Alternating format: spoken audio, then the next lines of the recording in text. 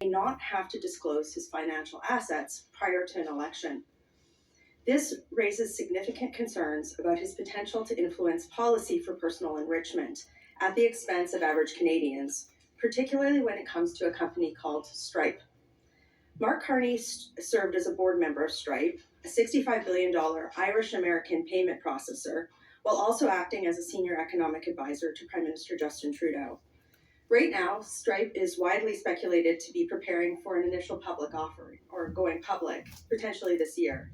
Recent actions which show this, that investors have speculated on its IPO evidence, include the company's cutting 1,000 jobs about a couple of years ago, but even more recently, the company just shed another 300 jobs.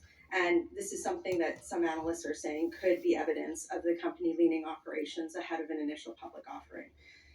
At his campaign launch on January 16th, Carney announced his resignations from the board of Stripe, Brookfield, Bloomberg, and others.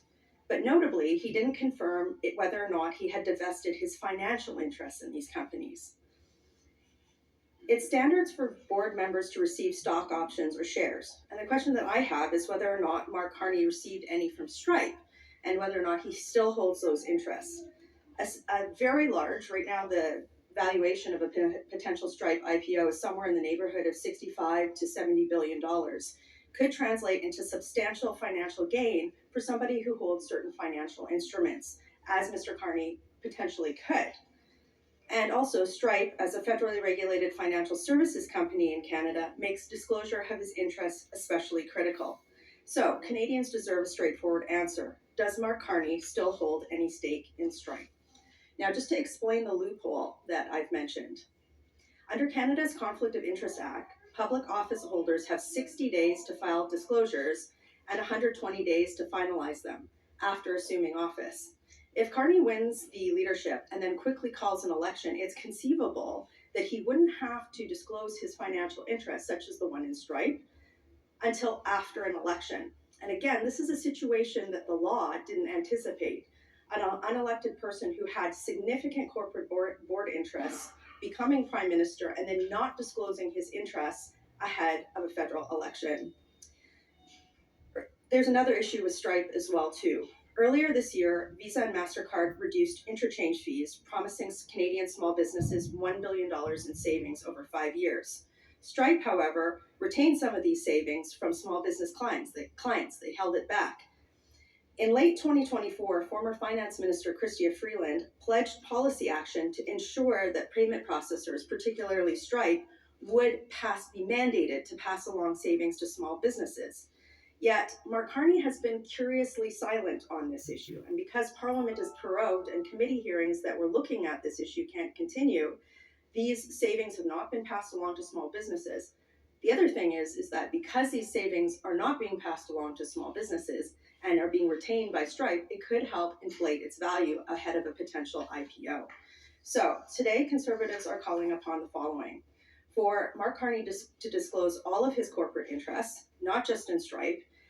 I firmly think that Canadians, anybody seeking to lead this country, need to live above the letter of the law and with the spirit of the law, which he's not doing by not disclosing his assets. We're also calling upon him to speak out and call upon Stripe to pass these interchange fee savings to small businesses, particularly as every Canadian business requires everything that we can possibly do to help them get ahead under the threat of American tariffs. Thank you. Defund the CBC? Our party has been very clear on that issue. Conservative leader Pierre Poilievre has made multiple statements that he would like to defund the CBC while maintaining a strong journalism environment in Canada. Pourriez-vous clarifier qu'est-ce que ça veut dire? S'il vous plaît. Pardon. What does it mean to defund the CBC? Is it in part? Is it totally? What it means? Again, our party leader has been very clear about this, that he will defund the CBC. Thank you. Rally, though, I mean, he hasn't been as clear in the last week. Multiple times, Pierre Poilievre has been very clear that he will defund the CBC. Is that fair for President Trump to penalize Canada for having a digital services tax? Conservative leader Pierre Poilievre has been very clear with our party's plan to ensure that Canada is put first in light of the threat of American tariffs. That includes a plan to secure our borders as well as to bolster Canadian businesses. Specifically, what do you think about that? Again, Conservatives, we don't like a lot of the taxes that the Liberals have put in place. In fact, our primary platform has been axe the tax. So anything that Conservatives can do to make businesses more competitive in Canada, that's something that would be under our Canada First plan. Thank you. I would argue that Can I that ask tax, you for example, is actually a disincentive to Canadian companies doing the same thing than American companies. And the American companies coming in Canada should pay at least a certain level of taxes that Canadian companies are paying. So do you feel... Again, Conservative Party leader Pierre Poilievre has been very clear that we'll put Canada first in any situation or scenario involving American tax. Thank you. Yes. Ms. Rempel-Garner, I want to ask you about something Stephen Harper wrote in a newspaper this week, saying that Canada's focus should not be on pursuing deeper economic and security partnerships with the United States, and that we must avoid further dependency on the United States. I'm wondering what you think of that. Do you agree with that? I read former Prime Minister Stephen Harper's op-ed in the Globe yesterday, and I found that he actually echoed a lot of the sentiments that Conservative Party leader Pierre Poilievre has already put out with regard to, again though, our party leader has been very clear that we would put forward, and we have put forward, again, very strong set of policies to secure our borders, to make Canadian businesses more competitive, and to make Canada more economically competitive as a whole. So, but I will say this, who is it commenting on these things who hasn't talked to you guys at all at the press gallery? Mark Carney. It'd be great if he did that this week too. This message your party is sending that Canada is broken. Do you think it's resonating with Canadians given the fact we're seeing this rising nationalist feeling? I've had the opportunity to door knock in some of the frigid weather that we've had across this country over the last several weeks.